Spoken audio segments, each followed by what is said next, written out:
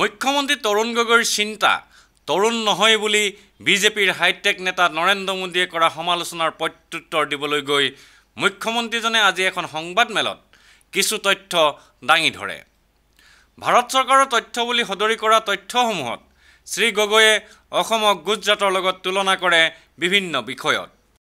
অসম আৰু গুজৰাটৰ GSDP, job card issue, ভোকাতুৰৰ সূচাংক, ঋণৰ বোজা, শিক্ষা, খেল, কলা সংস্কৃতি, স্বাস্থ্য, গাঁৱৰ উন্নয়ন আদি বিষয়ত তথ্য দাঙি ধৰি মুখ্যমন্ত্ৰীজনে কয়, development has not taken place in Assam, which is false, and I will prove that my speed of development is much higher than the Gujarat.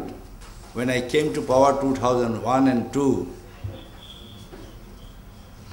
my GSDP was 2.60.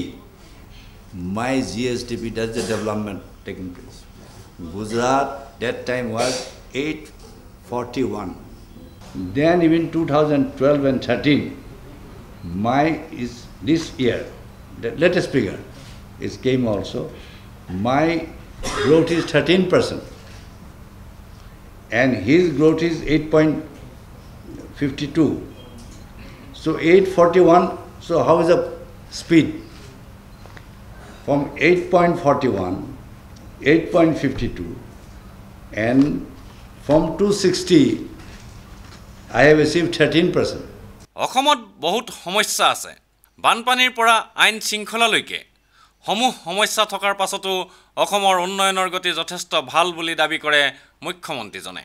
অসমৰ মানুহক মোদীয়ে বুৰ্বক বনাব নোৱাৰে আৰু আইন শৃংখলা তথা অপৰাধৰ ক্ষেত্ৰত গুজৰাট অসমতকৈ আগবাঢ়ি আছে বুলি তথ্য দাঙি ধৰি মুখ্যমন্ত্ৰী শ্ৰী গগৈয়ে কয়, তেওঁলোকে ভাবিছে যে অসমৰ মানুহ বুৰ্বক বুলি ভাবিছে। ক্ৰাইমৰ কথা কৈছে। গুজৰাটৰ ক্ৰাইম মোতকৈ বহুত হাই। ক্ৰাইম তেওঁলোকৰ মোৰ হেৰিত আছে, থেফ্ট আছে 9,394, তেওঁৰ আছে 15,952, ৰবাৰী আছে মোৰ 907, তেওঁৰ আছে 1,366, বাৰ্গলাৰীও আছে মোতকৈ বেছি। তাৰপিছত 382.5, 3,825, 4,000, চবতে মোতকৈ সেইটো আছে। চুৰ ডকাইটি সেইটো আছে মোতকৈ। ডেকয়টো আমাৰ 266, তেওঁ আছে 287। মাৰ্ডাৰত খালি মই অলপমান বেছি, সেইটো 1 নম্বৰত আছে। বুজানে? আমাৰ সঁচাটো সঁচা কম কি আছে? মাৰ্ডাৰত মোৰ 1,368 আছে, 1,106 আছে। মোদীয়ে চাহৰ কথা কৈছে, কিন্তু চাহ বনোৱাসকলৰ জীৱনৰ কথা তেওঁ জানেনে বুলি প্ৰশ্ন কৰি মুখ্যমন্ত্ৰীজনে কয়, তেওঁ চাহৰ কথা কৈ আছে। He talks about tea. He has not talked about the problem of the tea garden workers who produces tea. He is not concerned of the human being. He is not concerned with the tea garden workers. What is their problem? Whether they have received the due care, attention, health care. He doesn't bother. কুচৰজাৰ Naranarayan আৰু চিলাৰায়ৰ নাম উল্লেখ কৰিছে মোদীয়ে, কিন্তু NDA চৰকাৰে কোচসকলক জনজাতিৰ মৰ্যাদা নিদিলে কিয় বুলিও প্ৰশ্ন কৰে শ্ৰী গগৈয়ে। গুৱাহাটীৰ সমাৱেশত মহাত্মা গান্ধীৰ নাম ক'বলৈ পাহৰিলে মোদীয়ে। মই গান্ধী ভলণ্টিয়াৰ আছিলোঁ, কিন্তু মোদী RSSৰ ভলণ্টিয়াৰ আছিল যি গান্ধীজীক হত্যা কৰিছিল। এয়াই মোদী আৰু মোৰ মাজত পাৰ্থক্য বুলি সদৰি কৰি মুখ্যমন্ত্ৰীজনে কয়, He is remembering the name of Naranayana, Silaraya also. But they are the government who excluded Kush, which we declared as a scheduled tribe. This NDA government excluded. He remembers Narayana excluding Kush from the scheduled tribes. And he forget even mention the name of Mahatma Gandhi also. And I am a volunteer of Mahatma Gandhi. He is volunteer of RSS, killer of Mahatma Gandhi. That is the difference. বাংলাদেশক ভূমি হস্তান্তৰকৰণৰ সম্পৰ্কে মন্তব্য কৰি শ্ৰী গগৈয়ে কয়, He has been talking about land transfer. Who is giving authority? We have not transferred any land. The land which was with Assam during their tenure earlier during my tenure, we have not single inch. On the other hand, we will get more than 430 acre of land. Yes, it was in their possession. So where is the question of land transfer? Where is the question of land transfer? মোদীয়ে ব্ৰহ্মপুত্ৰৰ কথা কৈ খোৱা পানীৰ অভাৱৰ বিষয়ে যি তিৰ্যক মন্তব্য কৰিছিল তাৰ প্ৰত্যুত্তৰ দি মুখ্যমন্ত্ৰীজনে কয় He is talking about Brahmaputra, that there is a scarcity of water. Why did their government didn't take any? Vijay Barthakur was there, or Chakraborty was the minister. Did she help Guwahati for drinking water? Now we have got it. Few thousand crore rupees. Work has started also. You didn't bother about Guwahati. Water scarcity even talking. Even flood. Even the Prime Minister didn't come to visit during these days. They are shedding only crocodile tears. At the time of election, he remembers Assam.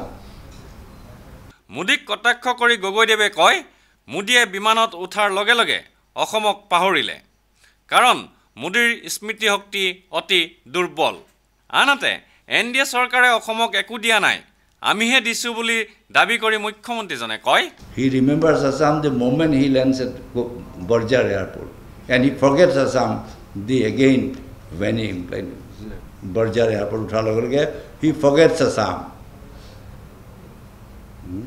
So he forgets Assam. So his memory is also very short because he doesn't have a genuine heart. সংবাদমেলখনত মুখ্যমন্ত্ৰীজনে তাৎপৰ্যপূৰ্ণভাৱে কয় যে মোদীয়ে কাকো বিশ্বাসত নলয় সৰ্বানন্দৰ পৰা অসম আৰক্ষীলৈ সকলোকে মোদীয়ে অবিশ্বাস কৰে বুলি তাছিল্য কৰি শ্ৰী গগৈদেৱে কয় And he doesn't believe another problem. He doesn't believe anybody. He doesn't believe Assam police. He doesn't believe even their own leaders. He doesn't believe even Sarvanda Sunal Vijay Chakraborty also. He brought everybody to organize this. This is the type of man I have never come across. Bajpayee came, all came. It is Assam police. He looked up. Whenever I go, it is Gujarat police. Or whenever I go everywhere. You see, earlier also many chief ministers did come. It is a local police. He doesn't believe. What type of man? মোদীয়ে doctor Bhupen হাজৰিকাৰ নাম লৈছে কিন্তু doctor হাজৰিকাৰ বেয়া দিনত আমিহে তেওঁৰ কাষত আছিলোঁ বুলি দাবী কৰে মুখ্যমন্ত্ৰীজনে মোগলে আমাক পৰাস্ত কৰিব নোৱাৰিলে লাচিত বৰফুকন আৰু বাঘ হাজৰিকাক লগত লৈ মোদীক ৰণক্ষেত্ৰত হৰুৱাম বুলি ঘোষণা কৰি শ্ৰী গগৈয়ে কয় So his very purpose will be defeated. I have no doubt it gives an opportunity and this is the ground Assam. This even the Mughal couldn't defeat us. So here I am a Lasit Borphukan. With my Bagh Hazarika, I will defeat Modi in this battlefield. I will prove. অসমত খাদ্য সুৰক্ষা বিধেয়ক লোকায়ুক্ত আইন প্ৰণয়ন সম্পৰ্কে সোধা এক প্ৰশ্নৰ উত্তৰত স্বভাৱসুলভ খঙেৰে মুখ্যমন্ত্ৰীজনে প্ৰত্যুত্তৰ দিয়ে এনেদৰে এতিয়াতো কালিও আহিব কোনে নাহিব বুলি ফুড চিকিউৰিটিও আহিব কোনে নাহিব বুলি দুদিন দেৰি হ'ব হু চেজ এমাহ দেৰি হ'ব পাৰে বাট ইজ কামিং ফেব্ৰুৱাৰী নহয় মাৰ্চত আহিব পাৰে এপ্ৰিলত আহিব পাৰে কথাটো এইটোৱে মাৰ্চ কি এমাহ দেৰি হ'ল নহ'ব নেকি গুজৰাটৰ কাম চব হৈ আছে নেকি হুইচ কাণ্ট্ৰি ভাৰতবৰ্ষত কোন কাণ্ট্ৰিত কাটাই কাটাই ক'ত হৈ আছে এইটো মেচিন নেকি এইটো মেচিন নহয় নহয় your ঘৰটো কি টাইমত হৈছে নেকি You see, don't put, these are all silly questions. January হৈছে নে মাৰ্চত হৈছে আৰে কোন কামটো হৈছে ইজ এ চিলি কুৱেশ্যন আচ্ছা কোন কাম ভাৰতবৰ্ষত টাইমে টাইমে হৈছে মোক দেখুৱাই দিওঁ মোদীয়ে দুখকৈ মহিলা আৰক্ষী উত্তৰ পূবৰ প্ৰতিখন ৰাজ্যৰ পৰা বিচৰা কথাটোৰ সত্যতা কিমান বুলি সোধা এক প্ৰশ্নৰ উত্তৰত শ্ৰী গগৈয়ে কয় মই নাজানো তেওঁ যদি অকল পুলিচ পোষ্টটো দিব কেলৈ বিচাৰিছে ডাঙৰ ডাঙৰ পোষ্টবোৰ নিদিয়ে কেলৈ ডিজিপি পোষ্টটো দিয়ক why he is not offering DGP post from Assam why he is not offering gazetted post of Assam you see why he is talking about only the hari তাত হয়তো গুজৰাটৰ হয়তো মানুহৰ হয়তো কম কৰিব নোৱাৰিব পাৰে মই নাজানো সেইকাৰণে পুলিচকেইটা দিয়া দুৰ্নীতি অসমত হৈছে কিন্তু লগতে উন্নয়নো হৈছে বুলি দাবী কৰে মুখ্যমন্ত্ৰীয়ে আনহাতে অসম চুক্তিৰ ৰূপায়ণৰ বিষয়ে শ্ৰী গগৈয়ে কয় আসাম একৰ্ডৰ মেজৰ হৈ গৈছে আজি আসাম একৰ্ডৰ আজি গেছ কেকাৰে হওক ITI কওক হেৰিয়ে কওক হয় নাই হোৱা যদি খুব বেছি আছে